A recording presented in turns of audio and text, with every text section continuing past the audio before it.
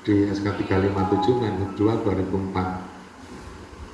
Di Undang-Undang 41 tahun 99 itu proses pengukuhan kawasan itu tahapannya ada penunjukan, tata batas, pemetaan, dan penetapan. Tahun sebelumnya itu sudah ada kawasan hutan juga, TGHK, namanya belum penunjukan. Sehingga ketika undang-undang mengamanatkan penunjukan, maka diterbitkanlah di era 99 sampai 2004 itu kawasan penunjukan kawasan hutan provinsi. Aturannya dulu kan belum setertib itu. Nah, bubble karena pemekaran dari baru 2004 dibikin SK penunjukan kawasan hutan provinsi bubble. Nah, saya ibaratkan ini menanam tanaman itu bukan dari benih, bukan dari biji, tapi sudah berupa pohon. Kenapa? Karena ternyata sebelum 2004 itu sudah ada kegiatan tata batas, sudah ada penetapan, sudah ada penunjukan parsial dan sebagainya. Di rapat. Nah, di SK 357 sendiri di diktum 4-nya ditulis kawasan hutan yang telah ditunjuk dan telah ditetapkan sebelumnya itu tetap berlaku. Sehingga pada waktu penunjukan itu sudah ada pohon, belum dibawa ke sana, bukan hanya benih. Nah, dalam perjalanannya dari 2004 sampai tahun 2012 kegiatan tata batas atas penunjukan tetap dilakukan. Nah, untuk di Bangka Belitung itu ada 22 dokumen BHTB.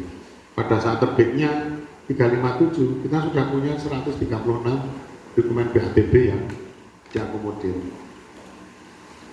Kemudian kita semua makro bahwa di tahun 2012 ada review tata ruang wilayah provinsi. Atas usulan dari provinsi, Menteri Kehutanan menyetujui atas usulan perubahan. Perubahannya itu ada 3. Perubahan peruntukan, artinya dari kawasan hutan menjadi APL. Kemudian ada perubahan fungsi, misalnya dari HL menjadi AP. Kemudian ada juga perubahan dari APM diusulkan menjadi kawasan.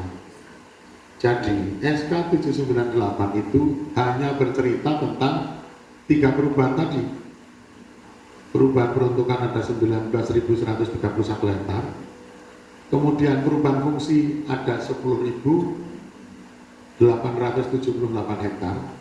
Dan penunjukan kawasan baru dari APL menjadi kawasan itu ada 3.210 hektar. Dan itu di peta lampiran SK 798 diarsir. Artinya apa?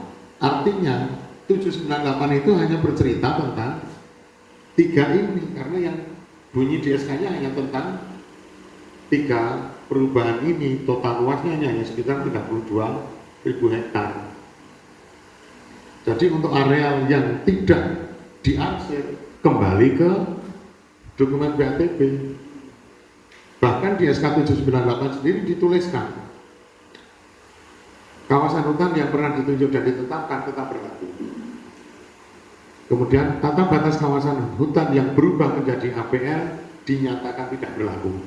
Artinya apa? Artinya yang tidak berubah tetap berlaku. Ada berapa? 158 dokumen. 136 ditambah 22. Nah, selama ini kan orang terus mengadu ini dengan ini, ya nggak bisa diadu. Di sini bercerita tentang tata batas, di sini mengakomodir tata batas, apa yang diadu? Sama kan? Sini hanya cerita tentang perubahannya. Kemudian SK 798 itu diperkuat dengan persetujuan substansi Menteri Kehutanan nomor S110 tahun 2013. Isinya apa? Kawasan hutan tetap mengacu mengacu kepada SK 357 Menhub 2 2004 yang delineasinya dimutakhirkan dengan berita acara tata batas. Ada 158 dokumen tata batas. Artinya apa? Yang sudah tata batas, aculah tata batas. Kemudian dalam perjalanannya kita masih melakukan tata batas penunjukan kawasan hutan yang belum ditata batas dari 2012 sampai 2021 ada 35 dokumen BATB. Kemudian atas usulan persetujuan Menteri terhadap usulan perubahan di tata ruang, kita lakukan tata batas, ada 22 dokumen BATB. Kemudian kita ada program PPTPKH TORA 2018, 2022, 2023. Ya. Ini ada 53 dokumen BATB. Oh, ini masih sampai 2020, ini yang 2019 Pak. 2018 di tata batas 2019. Kemudian tata batas klaim. Nah, jadi faktor yang mempengaruhi bentuk kawasan hutan kita yang terakhir. Semua SK merujuk pada berita acara tata batas.